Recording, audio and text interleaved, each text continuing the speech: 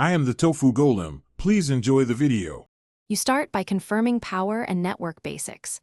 Plug the camera into a known working outlet and watch the LED. If it flickers, swap the adapter to rule out power. Next, make sure your router broadcasts to 4 GHz and you have the SSID and password handy. Open the camera app and be logged in as admin so you can change settings. Once these prerequisites are confirmed, you're ready to begin the setup sequence and pairing process.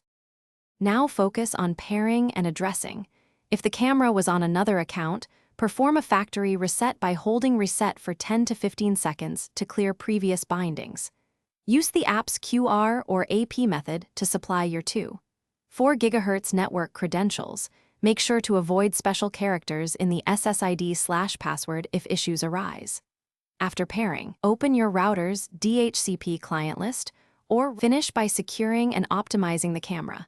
Assign a static IP in your router or reserve the DHCP lease, change the default admin password, and update the camera firmware to the latest build.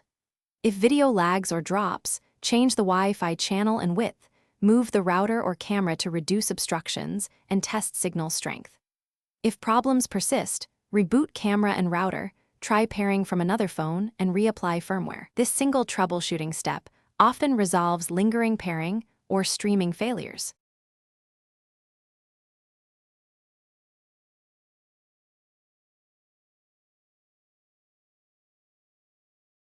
Thanks for watching.